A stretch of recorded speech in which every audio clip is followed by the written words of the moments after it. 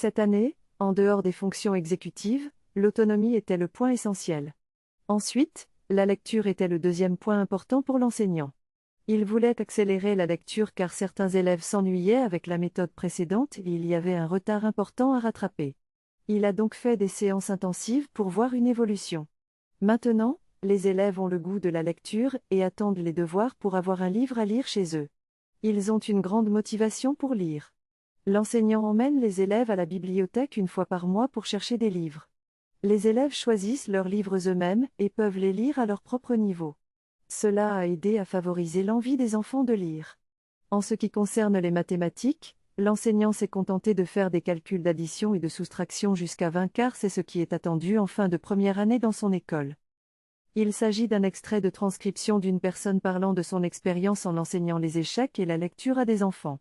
Au départ, certains enfants étaient satisfaits de continuer à travailler à leur rythme, tandis que d'autres étaient plus enthousiastes et voulaient en savoir plus. L'enseignant a décidé de travailler avec les enfants qui voulaient apprendre davantage et à utiliser les échecs et la lecture de livres pour les aider à développer leurs compétences. L'enseignant a également utilisé des puzzles et des jeux de mémoire pour aider les enfants à améliorer leur persévérance et leur fonction exécutive.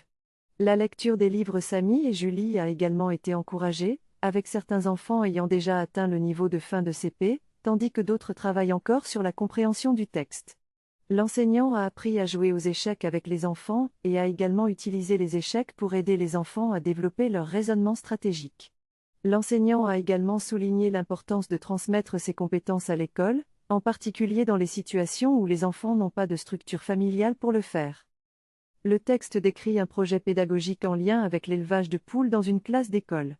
Les enfants ont appris à s'occuper des poules en les nourrissant et en nettoyant leur espace, et ont également utilisé un microscope pour observer les poux et autres insectes.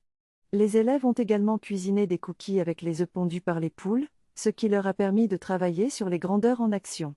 Le projet a passionné les enfants et impliqué toute l'école, y compris le professeur de gym et un travailleur de l'école qui a aidé à construire le poulailler. Le texte souligne l'enthousiasme des enfants pour cette activité et leur joie de découvrir les poules et les insectes de près. Cette synthèse relate 2 activités pédagogiques menées par un enseignant. La première activité concerne l'enseignement de la biologie, où un élève pose des questions NS à propos de l'organe humain. Une autre élève lui explique à quoi il sert, sinon l'enseignant l'aide à comprendre avec des mots plus simples. La discussion se poursuit avec la complexité des requins. La deuxième activité concerne la découverte des plumes d'oiseaux en automne.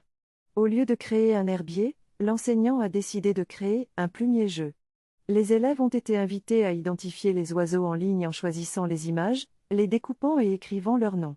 La présentation des images et des noms s'est faite dans un beau livre. Les élèves ont été captivés par l'utilisation des écrans, et ont finalement travaillé ensemble pour identifier les différentes plumes.